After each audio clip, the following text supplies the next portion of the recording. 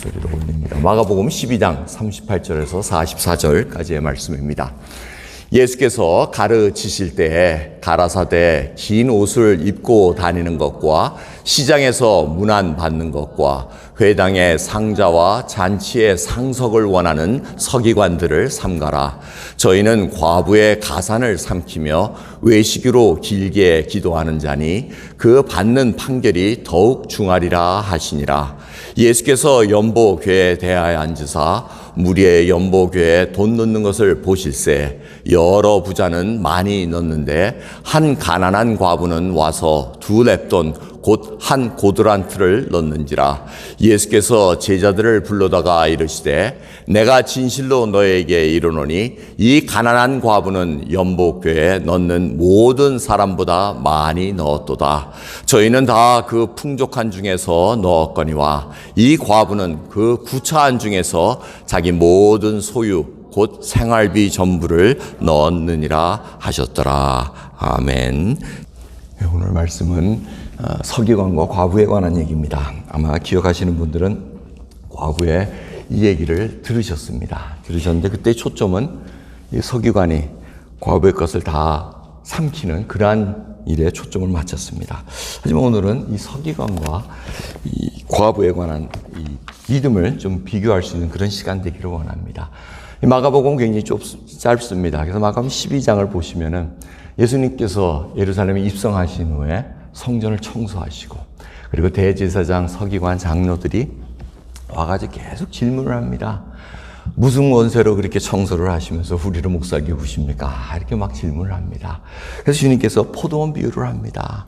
포도원 지기에 이렇게 남겨놓고 소출이 돼서 받으러 종을 보냈더니 종을 죽이고 또 보냈더니 또 죽이고 이제는 아들을 마지막 보냈더니 아들을 죽이면 포도원이 다 우리 거 된다 그래서 아들을 죽여서 내어 버렸다 하는 이런 비유를 하십니다. 바로 예수님이 바로 그러한 분이라는 것을 알게 해주셨습니다. 그럼에도 불구하고 그들은 듣지를 않았습니다.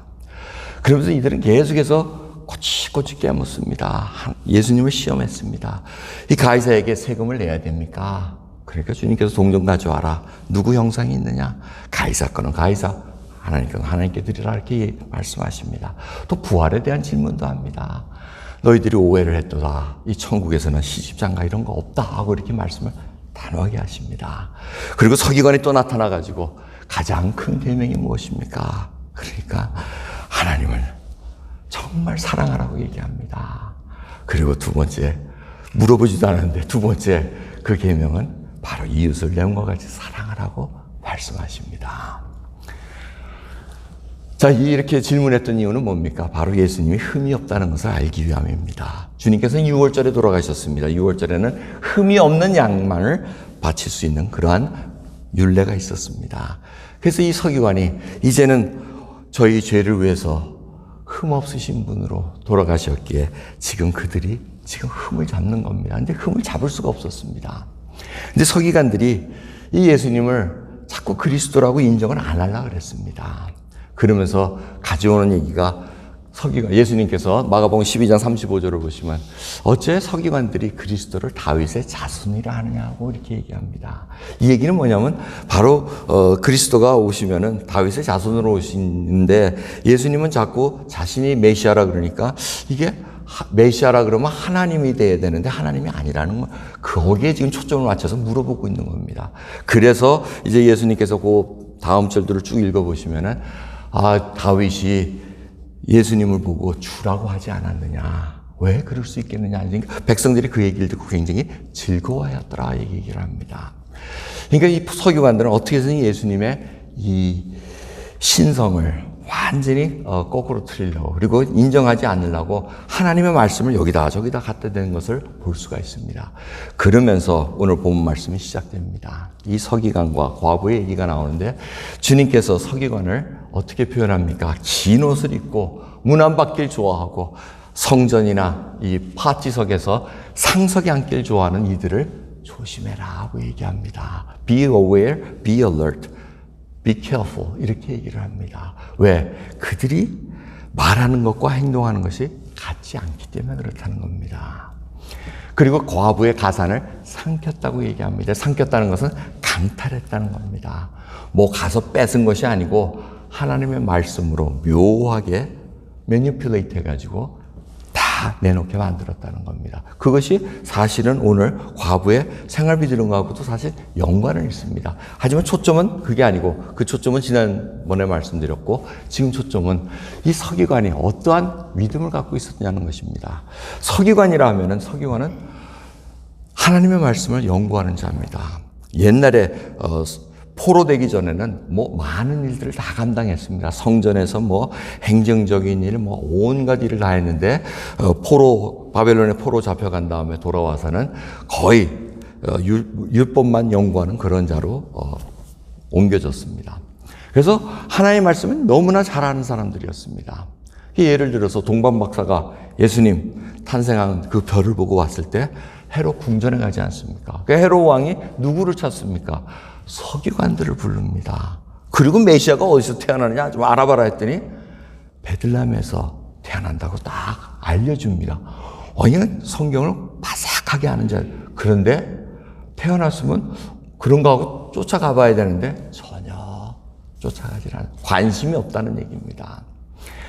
말씀은 알기는 있지만은 알고는 있지만은 그들이 행동하는 것은 완전히 달랐다는 것입니다. 메시아가 오신다는 것은 알고 있었으나 설마 내 때에 오시랴 이런 생각을 갖고 있었다는 겁니다. 그래서 서기관의 이 문제는 뭐냐면 하나님의 말씀을 자신의 마음대로 끌어다 썼다는 겁니다. 자기네들이 편한 대로 사용했다는 겁니다. 예수님이 메시아이신 것을 부인하기 위해서 다윗의 자손인데 어떻게 인간인데 어떻게 신이 될 수 있느냐 이런 질문을 계속해서 했다는 얘기입니다. 자신은 말씀대로 따라가지 않으면서 다른 이들도 그렇게 하기를 바랬다는 겁니다. 그게 고르반이라는 예가 좋은 예입니다. 고르반은 뭡니까? 하나님께 바쳐졌다. 그러면 부모님을 모셔야 되는데 부모님을 섬기긴 싫으니까 자기가 돈이 있으면서 부모님 섬기기 싫으니까 그 돈을 고르반하고 딱 그냥 정해버립니다. 그럼 아무도 못 되게 만듭니다. 이것이 바로 율법을 슬쩍슬쩍 피해갈 수 있는 길을 만들어놨다는 겁니다. 서기관이 그걸 알면서도 그렇게 행할 수 있도록 만들어놨다. 왜? 자신들은 가서 문 안 받길 좋아하고 높은 자리에 앉아서 지금 어험하고 하나님의 말씀을 툭툭 내던지면서 자기 편한 대로 해석했다는 겁니다. 근데 하나님께서 뭐라 그러십니까? 주님께서는 이들의 판결이 중할 거다고 얘기합니다. 이런 책임이 많으면 많을수록 따라오는 그게 더 원하는 대가들이 큽니다. 그래서 교회에서 정말 목사라든가 또 직분 가지시면 장로라든가 권사, 집사 모든 분들 정말 중요합니다. 함부로 할 거 아닙니다. 그러기에 여러분들 그런 일들을 주님께서 다 보고 계시다는 겁니다. 혹이라도 우리가 서기관과 같은 그런 믿음을 가질 수 있다는 겁니다. 그것이 경고입니다. 우리가 편한 대로 믿음을 가지고 내 상황에 맞춰가지고 조물조물해가지고 하나님은 이렇다고 프리젠트하는 거. 이거 굉장히 위험하다는 겁니다. 그래서 하나님께서 뭐라 그러십니까? 마태복음 15장 8절에서 9절을 보시면은 이 백성이 입술로는 나를 존경해대 마음은 내게서 멀도다. 사람의 계명으로 교훈을 삼아 가르치니 나를 헛되이 경배하는도다 하면서 이사야 말씀을 인용하십니다. 그럼 우리가 바로 그런 모습은 아닌가 살펴봐야 됩니다. 내가 서기관과 같이 정말 입술로는 존경하고 많은 것을 다 아는 것처럼 하는데 정말 헛되이 경배하는 건 마음에는 전혀 하나님을 두지 않는 그러한 상황은 아닌가 살펴봐야 되겠다는 것입니다. 반면에 과부가 등장합니다. 이 얘기를 하신 후에 성전에 앉으셔서 이 연복궤에 동전 넣는 걸 봅니다. 당시에는 연복궤가 좀 철로 돼 있었습니다. 그리고 나팔 모양으로 돼서 이렇게 푹 집어넣으면 또르륵 하면서 톡톡톡톡 떨어지는 소리가 들립니다.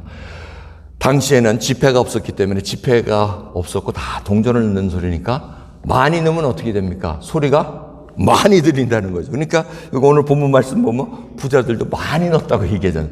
많이 넣었다는 겁니다. 가서 푹 하면 도동도동도동 하는데 이 과부의 둘레돈, 소위 말하는 오늘 우리 시대의 페니 정도 됩니다. 그 페니 2개 넣으면은 땡가당 땡가당 소리 2번. 그 사람들이 어떻게 보겠습니까? 하지만 주님께서는 나중에 이 가난한 과부는 연못교에 넣는 모든 사람보다 많이 넣었도다. 아마 부자는 서기관도 있었을 것입니다. 서기관도 그냥 멍청 넣어가지고 또또또또또떡 떨어지는 그런 소리에 자기는 쾌감을 느꼈을 겁니다. 이렇게 많이 넣으니 하나님이 나에게 복을 안 주실 리가 있겠나. 하지만 주님께서 해석을 해주십니다. 이 여인은 풍족한 중에서 넣었고 구차한 중에 생활비 전부를 넣었느니라. 오늘 본 말씀을 제가 비교하려는 것은 이 서기관과 과부의 믿음은 하나님께서 사람들은 보이는 것으로 판단하지만 하나님은 보이지 않는 것을 보고 계시다는 것입니다. 아무도 땡그랑 땡그랑 그 두 동전 소리에 누구도 귀를 기울이지 않는데 주님은 정말 많이 넣었도다, 제일 많이 넣었도다 하고 얘기합니다. 여러분, 그것은 바로 이 여인의 믿음이라는 것입니다. 그 이제 마지막 설명드리려고 합니다. 오늘 말씀 가지고 여러분들이 착각하지 마시기 바랍니다. 헌금하라는 모양이다. 절대 아닙니다. 절대 아닙니다.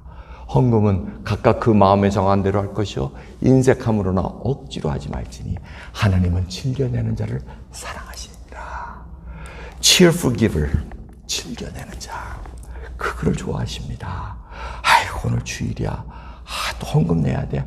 안 내는 게 낫다고 내가 몇 번 말씀드렸잖아요. 근데 주님, 우리 성도님들은 정말 즐겨내시는 분 같아요.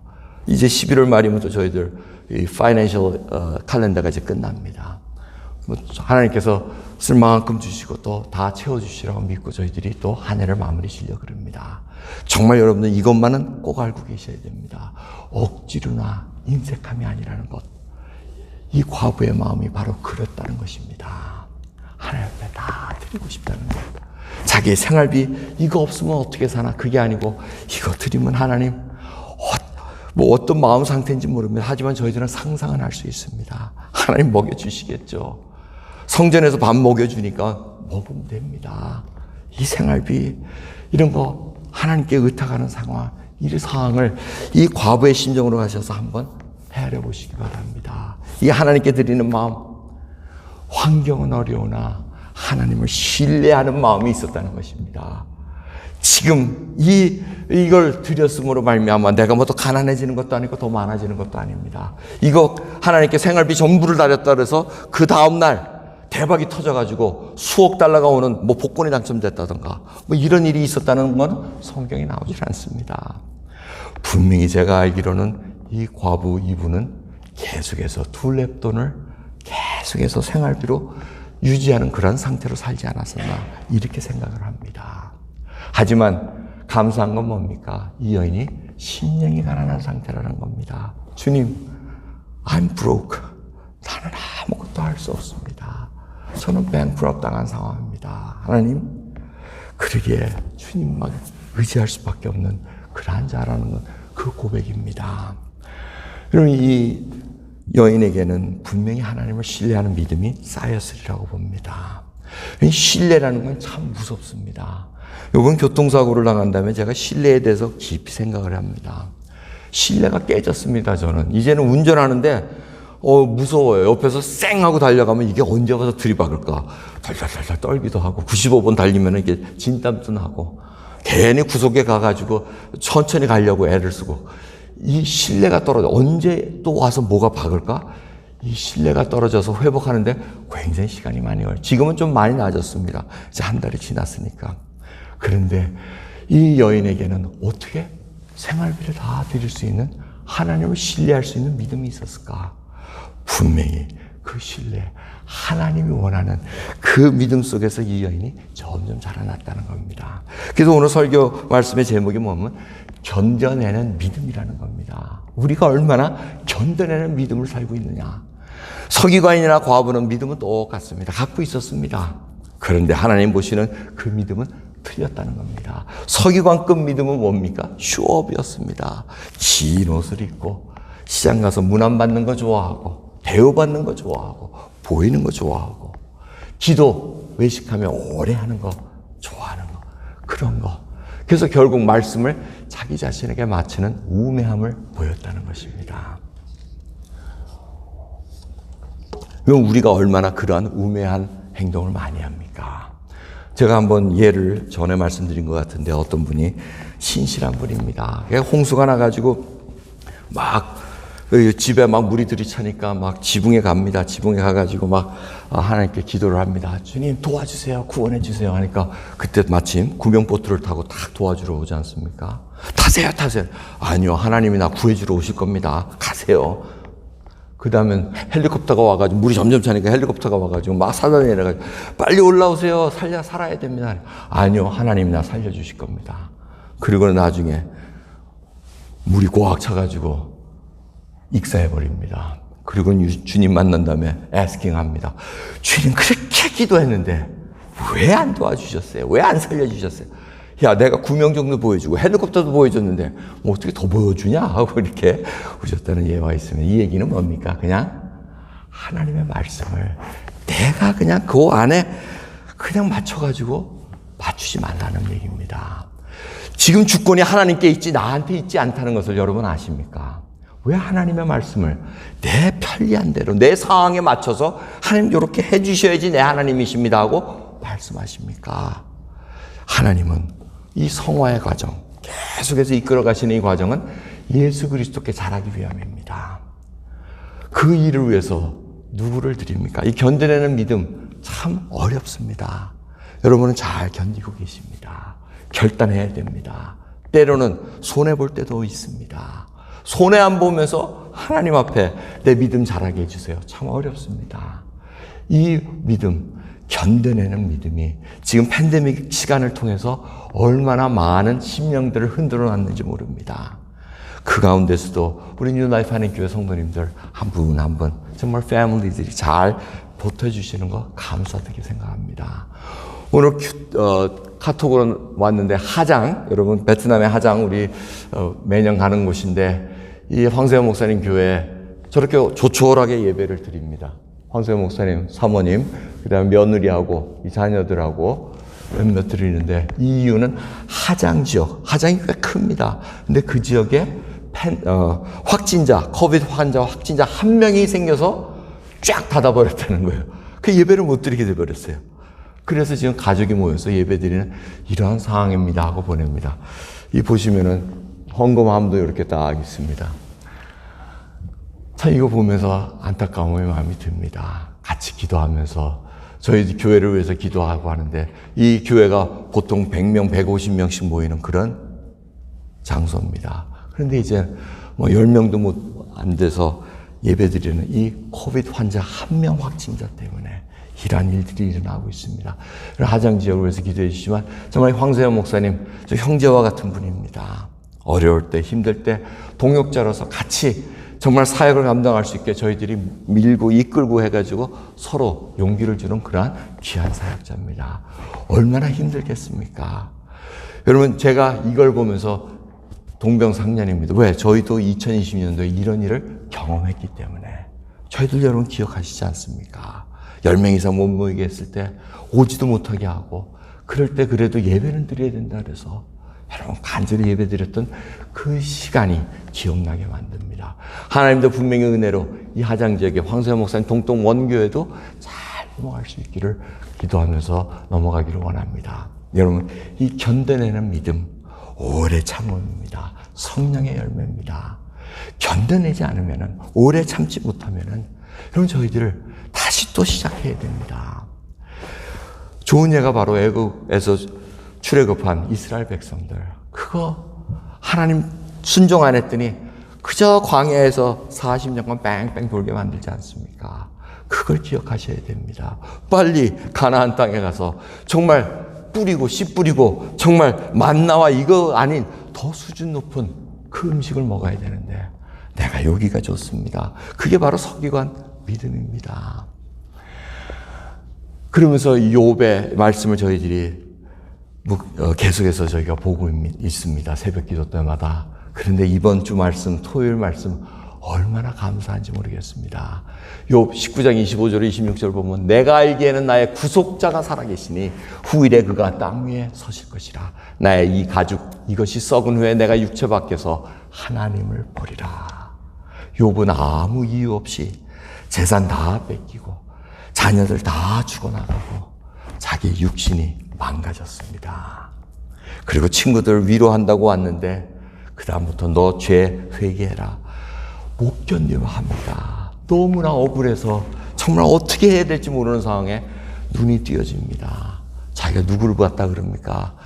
살아계신 구속자를 봤다고 얘기합니다. 이 구속자 리디머, 고엘이라는 히브리어 단어입니다. 고엘, 나는 아무것도 할 수 없는데 이분이 나를 다 해결해 주신다는 겁니다. 빚진 것도 다 해결해 주시고 이분이 나의 모든 땅 뺏긴 것도 다 주시고 이분이 바로 구속자 고엘이라는 것입니다. 근데 욥이 그걸 봤다는 겁니다. 그리고 부활 신앙까지 봤다는 겁니다. 내가 죽은 후에는 이 육체 밖에서 지금 욕창이 나가지고 고름이 질질 흘리는 이 몸에서 벗어나 이제는 하나님을 보리라는 그 고백. 얼마나 놀라운 고백입니까? 여러분, 바로 저희들이 이 욥의 고백을 우리 것으로 만들어야 됩니다. 여러분, 오래 참으로 말미암아 정말 살아계신 구속자 우리 주 예수 그리스도를 보고 계시지 않습니까? 그분이 지금도 저희를 위해서 기도하시고 저희를 위해서 중보하며 여러분이 넘어질까 전전긍긍하며 살펴보고 계십니다. 여러분이 베개의 잎을 적시며 기도했던 것, 그 순간순간 하나님께서 붙들고 계셨다는 것, 그 얼마나 놀라운 인도자이시고 목자십니까? 그러면서 저희들에게 부활하신 예수 그리스도께서 이제는 영원한 생명을 허락하셨고 우리도 부활한다는 겁니다. 여러분, 그걸 믿으십니까? 우리의 이 몸이 이대로 부활하는 것이 아니라 영원한 몸으로. 하지만 저희들이 딱 바라보면 압니다. 이분 하고 우리가 안다는 겁니다.